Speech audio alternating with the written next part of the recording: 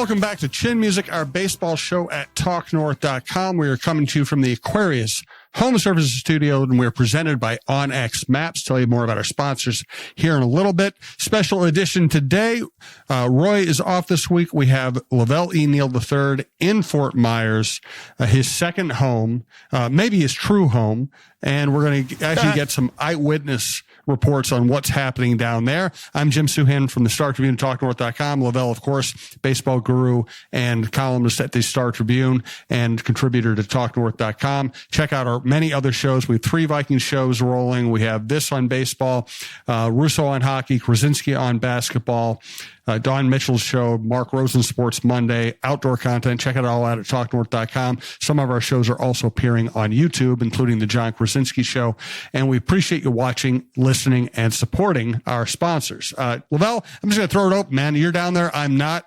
What are you seeing? What are you hearing? What's important right now? Right now, the Twins are in Tampa playing the Yankees today, so I just kind of watching some guys work out. Watch Jeffers. They're like in the middle of a major tutorial session with him and his mechanics throwing behind the plate. So they got the screen out, they got the smartphone out, and so he's working on his footwork and his delivery and getting the ball out of his hand as fast as possible. Then he's looking down at the phone to see replays, to see what he's doing wrong. So just going over and over and over. I sat there and watched like 25 throws going, man, this is meticulous, you know. And, you know, Jeffers has made himself into a solid defensive catcher, you know, maybe slightly above average.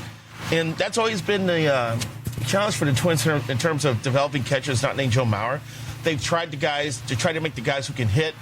Let's see if we can find a bat behind the plate and teach him defense. Let's see if we can find a defensive whiz and teach him how to hit, you know. And they were able to find a sweet spot there with Jeffers.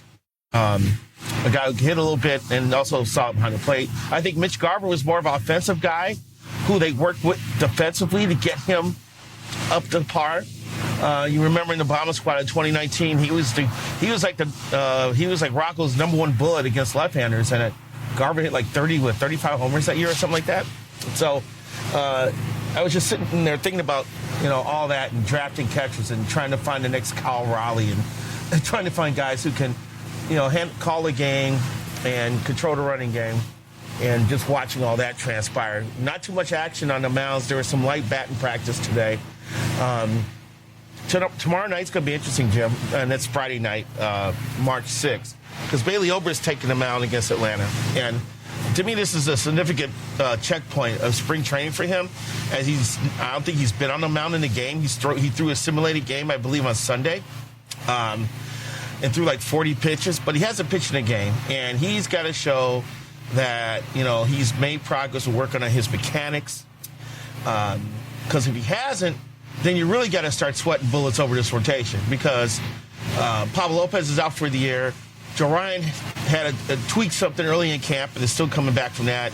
And now Ober, you know, may not be all the way back mechanically. Well, those are probably your top 3 starters from a year ago.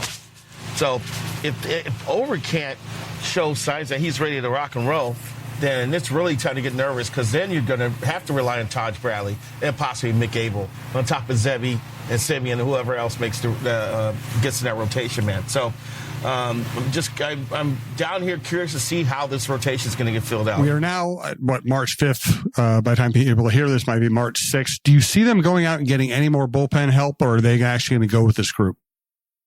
Jim, I wouldn't be surprised they try to add. They just picked up someone off waivers a few days ago. That tells me they're nervous about their right-handed relief options. I think they're fine with the lefties. You know, some of the guys got, you know, Taylor Rogers and I think Banda, and they got guys who can get lefties out. But it seems like they're still trying to find some options among right-handed relievers. I also want to address the people who keep clamoring on social media about the Twins going out and signing like a Lucas Giolito or one of those other, you know, named starters with name recognition who can come in and play. And I get that sentiment, because I get sometimes you have to play the game, even though you may not want the person around. If you sign someone like Giolito, he pitches well for half a season. Well, then you got to trade Chip at midseason. I get that. But at the same time, given my expectations of this Twins team being less than 500 on the season, I want to see those innings go to someone who may serve better down the road. So I'm not that fired up when people are asking me why not sign Lucas Giolito, because I feel that they should look in-house and try to get some guys more experience. So, but I wouldn't be surprised, especially as players are going to get cut from camp now. We're starting to have some cuts. The Twins sent 6 players over to minor league facility yesterday, including Walker Jenkins. So as more guys get let go and, deadlines for keeping guys on rosters come up, you may see some arms become available that may appeal to the Twins. Because I think, other than Cole Sands and maybe a couple other guys, I think they're a little nervous about what that right-handed side of their bullpen is looking like. Is there anybody you would consider a sleeper down there? Is there anybody who's opening eyes, being talked about as being something maybe more than what was expected coming in? Well, the local product, John Klein's been pitching well. I haven't seen him pitch yet, of course, because I just got down here last night, and the team's on the road today. But Klein's been, throwing the mid-90s fastball. He's been showing good stuff. And he is a guy who, it sounds like he's been impressive in camp.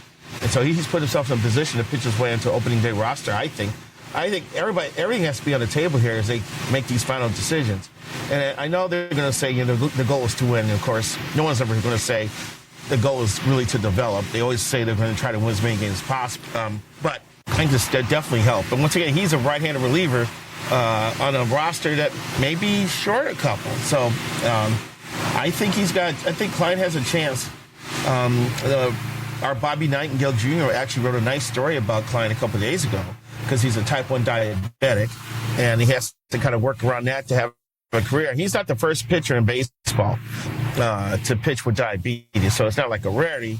But it's just another challenge, for a supreme athlete to go out there and compete, and he's had to manage that. And to be in a position where he can make a major league roster, I think is pretty impressive. So I would watch John Klein down the stretch here to see what he can do, what he can bring, and possibly carve out a spot for him in the Twins. Interesting. Derek Shelton isn't new to us. He's a well-known figure. Hello? Next question here. We know Derek Shelton, and you probably know him a lot better than I do. Yes. But what's the vibe? What vibe are you getting from him as a manager, as a leader? How are people responding to him? Listen, this is the ultimate honeymoon period, right? The games don't matter. Everything's pretty lighthearted, spring training, but still, what kind of impression are you getting from him in the manager's seat? Yeah, I got in the clubhouse for a while this morning before the workout, and it's funny you asked that question because it was an unsolicited unsolicited comment made to me about how Shelty's been great. That he's got the coaching staff on point. He's been a great communicator. He's got everybody fired up, thinking they can make a difference. His speech about winning the drill or whatever it's hunting the good or whatever he came up with. That's resonated fairly well in the clubhouse. So far, so good. He's coming with a lot of energy and a lot of optimism.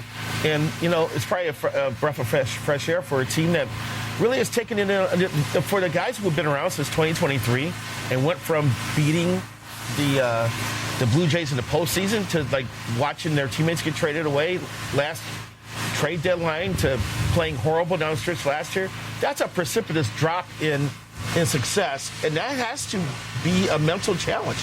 And, Shelty may be coming along at the right time to kind of be that salve to kind of help heal these guys from that period and get them, refocused on trying to rebound and put their best baseball out there in front of them. Now, I'm not saying that he could shock the world. All of a sudden, his team could win. A lot of things have to fall in place for that to happen. But I can sense that there is a pretty cool atmosphere in the clubhouse. I was in there this morning. And like I said, the person I talked to, spoke highly of the things that Shelton has done and said and how people have responded to it so far. So that's a good start. Let's see what happens, when we're getting to May and June and if they've got out to a poor start, how is he going to handle that? And flip side, what if they get off to a fast start because he's got him in the right frame of mind going into opening day? It can go either way. But at least you're hearing some positive responses about how Schulte has operated during his camp. LaVelle plugged Bobby Nightingale's work. I would like to also plug Bobby Nightingale's work. Does a great job on the Twins beat for us. Excellent reporter, really good guy. I highly recommend subscribing to the Star Tribune if you're interested in Twins coverage. Bobby will keep you covered as well as we at our paper. We have 3 of our columnists, Royce, LaVelle, and myself, all were Twins beat writers in the past and have covered the team extensively. So we give you a lot for your Twins subscription if you're interested in that. I got an update for you, by the way. You know the pond that's beyond the right field wall? Remember the pond that used to have alligators staying in it? And I think it was Jayhawk Owens who used to rode his bike to the ballpark one day and saw an alligator lying on the side of the road and just came into the clubhouse like screaming, going bananas. Said, "Oh my God, there's an alligator out there," because he's not used to Florida. That pond is dried up. It's totally dry. I couldn't believe it. Drought or what? Or they drain it to keep people from getting bit by alligators? I don't know. It could be possible because there's a sidewalk right by there now. But there's not a drop of water down that whole trough. I was stunned to see that, because we used to be able to see before they put the right field stands up. We used to see alligators come out and get in the sun and get some suntan action like during the day. That was just like part of being in Florida to me. Just almost as much as the cows that used to be behind the center field wall grazing. Or as you pointed out in the column, the convicts from the local prison wearing the orange jumpsuits out in the street, cleaning up the street. You know, those used to be like the staples of our spring training down here. And now I drove by today. I was like, okay, where's the water? That means no alligators. I was like, this stinks. You know, so when you come down to Florida, you do want to say you saw a gator. But that's another thing that's changed down here. By the way, I remember when George Toma, who you know very well because he worked for the Royals too, when George Toma was handling Twins spring training, field duties, legendary groundskeeper, his workers would be guys who were, convicts, basically, who were out, during the middle of the day to do some grunt work. And George worked those guys so hard, we'd sit up in press box and say, these guys are begging to go back to prison. And the thing is, George is still out working, because George would be the first one at the stadium, dragging the infield with his shirt off. You know, the man had leather skin, basically, because they got cooked so much by the sun. It got to the point where he would forget to put a shirt on. It's like pregame, he's still out there working on the field. George, you got to put on the shirt. We got fans coming in. And he's like, okay. But then after games are over, and we're in the clubhouse, and we're interviewing people, interviewing the manager. We come back up and get back in the press box. Now it's like an hour and a half after the final out. He's back on the field with the shirt off, dragging the infield again. His work ethic was second to none. He was one-on-one when it came into putting time and putting his hands on a baseball field. And you knew this because you were on the beat before I got here. I was only told stories about this, but I guess the Twins had one of the worst infields in the minor league in the spring training cycle. Yeah. And when they started getting good, I guess Terry Ryan started getting nervous about like a bad ground ball hitting someone in the face and causing problems. So that's when they brought Toma on, and Toma had a great 20-something year run here. I still remember covering a spring training game, probably 93, 94, 95, somewhere in there, not maybe later, and somebody just hit a shot, and Denny Hocking was playing second base, and the ball skipped off. It was hit a million miles an hour, and it skipped off something in the infield. What came up and just destroyed Denny Hocking's face. And it was one of the worst things I've seen on a baseball field. Typical Denny Hocking, he went to the hospital, then came back to the clubhouse to talk to us about what had happened. That is so Denny. That is so Denny. You want to talk about one of the more entertaining people in the clubhouse to talk to? Denny was up there. Because remember when they came back and beat the A's in the postseason when they in 2002. Game 5, yep. And I think Jock Jones land on like Denny's foot or ankle and knock him out of the game. And he couldn't play in the opener against Anaheim at the Dome. But Denny somehow found a way to have a 45-minute press conference on the field before the game. Beautiful. And he intimated that Jock did it on purpose, which I don't know about that. I don't think that was the case. I mean, Denny wasn't popular with all of his teammates, but I don't think Denny was going to spike him. No, or Dennis, as Tom Kelly used to call him. Dennis. One other memory you've dredged up here, we're talking about, the sights and sounds of spring training a long time ago. Right now, there's the office park beyond left field. Back in the day, it was a cow pasture, and Ken Herbeck's rallying cry before a game was, "Let's go hit a cow." And I think he did once. Yes, I could see that happening. I could definitely see that happen because it used to be a straight shot from the left field wall all the way to the bar called Potts across the field. And they've slowly grown in. I'm looking at it right now, Jim. There's like right behind the Tom Kelly Field, there's like a building right outside the fence now. It's just, the sprawl has been impressive here, how this area has grown in. And I can't stress to you enough how bad the traffic has gotten down here. I'm staying at a friend's house in Cape Coral. So I had to come over that Colonial Bridge. It took me 50 minutes from when I left to get to the ballpark. Wow. I was like, God, this is horrible. Oh, but here's a great update. It was online this morning. And people who have read my annual, food report, my Fort Myers food guide, the spring training, the Mucky Duck is reopening like within the next few weeks. That's good news. After being waylaid by like two hurricanes, the second hurricane blew a wall out and did all kinds of damage. It's been rebuilt, and they're actually having the open house for employee hiring this week, and they're going to start having some openings and then open up within the next month or so, it sounds like. So that used to be a staple for spring training dinner. The run out to the Mucky Duck for dinner, get a nice bite of seafood, and then watch the sunset. The only problem is that because of the last hurricane, Captiva has put a 12-foot berm up where we used to be able to watch the sunset at. And so people are actually complaining, and the restaurant's actually suing to try to get the berm taken down. I don't know if they're going to win that one because of the damage the last hurricane did, but still, I still have memories of watching the sunset with a full stomach after eating at the Mucky Duck. I do entrust you to keep us up to date on the Fort Myers food and beverage scene. Yes. All right, let's get to a little more baseball. First, we want to remind you we're coming from the Aquarius Home Services studio. Is your water leaving white scale, smelling funky, or making you a bit suspicious of what's in it? One call to Aquarius Home Services, your authorized independent Connecticut dealer, means worry-free water for your home and family. Schedule your free water test today and experience the Connecticut difference for just $9.95 per month for the first 3 months. Aquarius Home Services. One call, problem solved. Earning the right to be recommended. Schedule today at AquariusHomeservices.com. And yes, we are presented by Onyx Maps. The weather is warming up. That means it's time to put your augers away and it's time to grab the boat. Let Onyx Fish help you find the next best bite. The Fish app offers the most comprehensive fishing tool for increasing your success. Use the Fish app to find new places to fish and sort lakes by species, abundance, trophy, and keeper potential.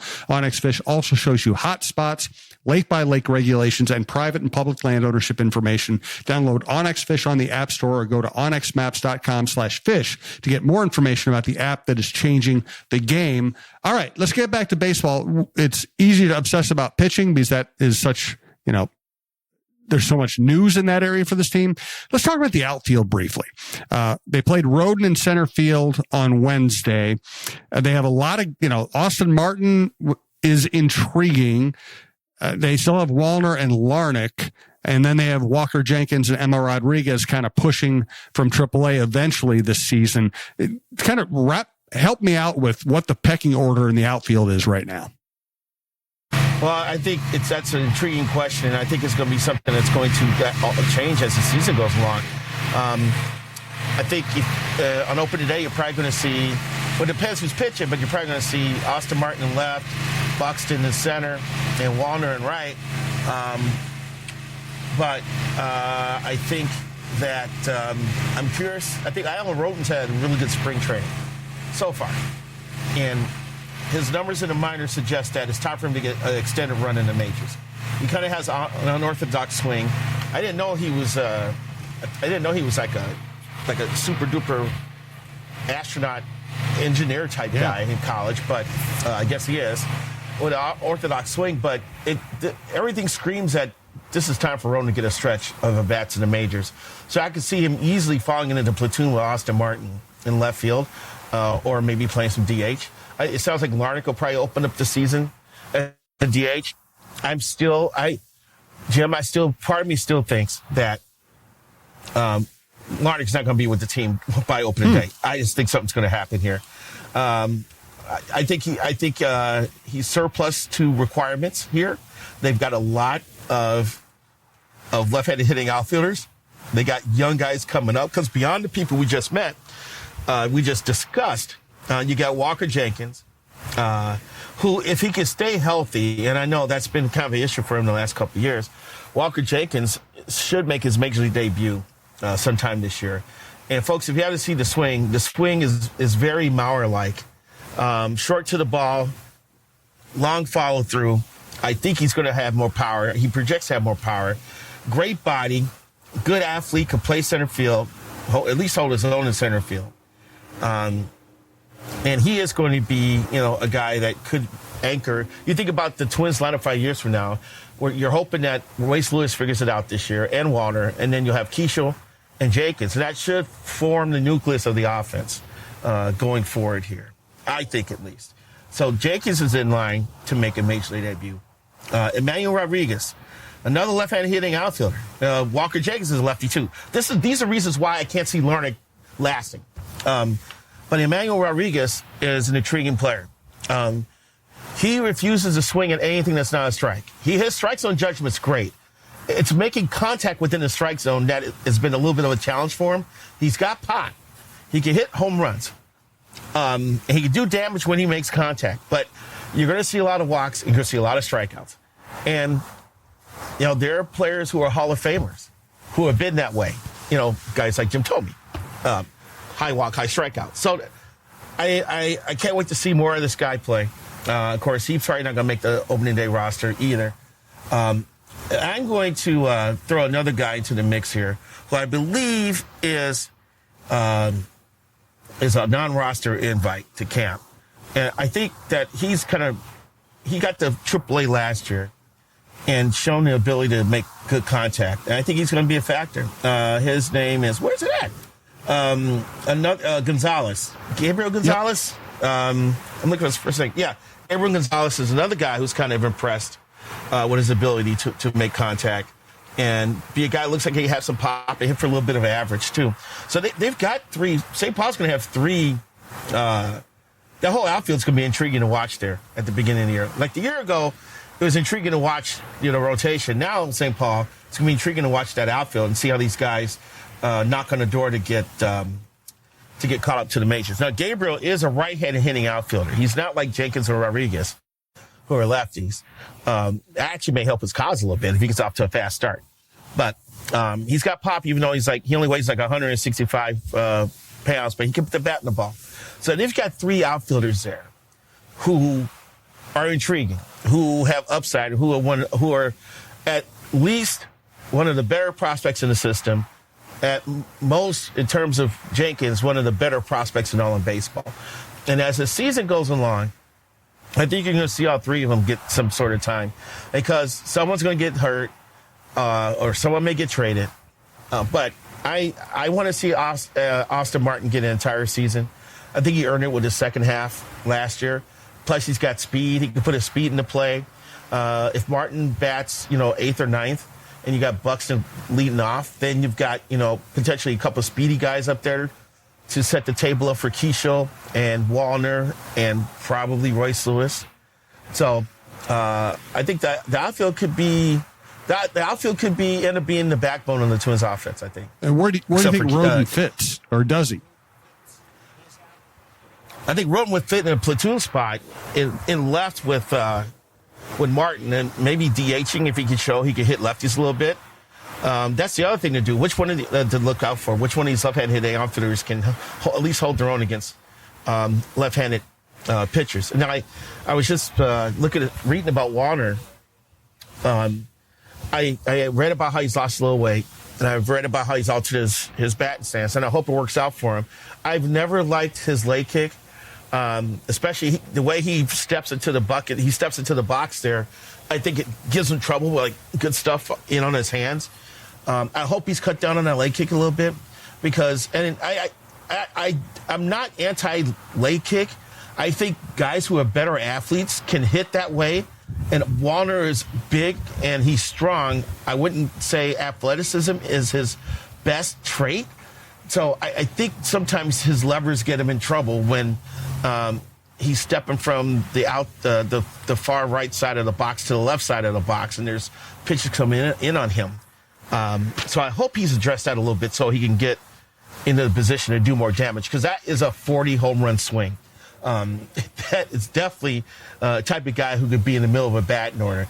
And if he can hit 240, that would be fantastic for the Twins, I think. I just worry that he's another Joey Gallo. I don't want to see that from Matt Wallner. I want to see Wallner crush balls, and I think it's going to be interesting to see him play this year. Yeah, I don't care about his batting average. I want to see run production. He's got to produce runs, and he should be able to produce runs. He's a power hitter. I mean, the low RBI, I know RBI are frowned upon as a metric these days, but RBIs win games. And the fact that he can hit it over the fence but not drive in runs is a big red flag for me. Yeah, I get it. I get that too, because that's when if you have a guy at second or third, that's when you make your money. I guess there was someone in the Twins clubhouse telling me one day that if you're batting around the middle of the batting order, you should fall across 75 RBI if you're in the lineup all year. What you do in RBI situations will determine if that number gets to 100 or past it. And I believe in that. So when you see guys with low RBIs like Wallner, you gotta get nervous about, okay, what are you doing when there's guys on base? You need to cut down your swing or use the opposite field a little bit and make sure runs get driven in. A professional bat, even if it's an out, pull a ground ball to the right side so the guy can score. Sacrifice fly, just play the game, and you could just follow. Just by playing the game the right way, you can fall over 75 RBI in this league. That's exactly right. All right, let's segue to our Booze and Blues segment. You're in Fort Myers. What are you thinking? Do you have any contribution to this very important category today? Funny. Let's see. I couldn't not have my first night in Fort Myers without going to my favorite cigar bar, the world famous cigar bar, as it's called, in Gulf Coast Town Center. So, and with my cigar last night, I enjoyed a nice glass. I haven't had one in several months, so I had a nice glass at Eagle Rare, which is a very easy on the palate. There's a nice little sliver of orangey twist to it, a little toffee as well. I've always liked it. It was weird because I got in the clubhouse today and somebody asked me, what are you drinking? And I was like, well, I just had an Eagle Rare. And they were like, yeah, I just got a bottle of that. So we were talking about bourbons for a while. And it was ironic that the night that I had Eagle Rare, that someone was talking about Eagle Rare the next day. So if you guys if you folks out there, you bourbon drinkers, are looking for a change of pace, I was in the mood for Eagle Rare last night, and maybe you should be too. That's quite an advertisement. I think they should be sponsoring the show at this point. The world's most interesting baseball or sports column. if you do say so yourself. Yes. Oh no, I didn't run with the Bulls of Pamplona. I did not sketch a portrait of myself while blindfolded. Yes, you're still a young man. It's still in the offing. All right. Hey, LaVelle. It's not the years in your life, it's selecting your years. All the T-shirts. You're giving us all the T-shirts and bumper stickers right now. I love it. Hey, thanks, LaVelle. I appreciate it. We'll talk to you again next week. How long are you down there? I'm down here until next Wednesday, the 11th. So I'll be back. So I'll have all kinds of stuff for us to chew on next week when I get back from Florida. Beautiful. All right. Well, have fun down there, but not too much fun. And we will talk to you next week. All right, man. Thanks for having me.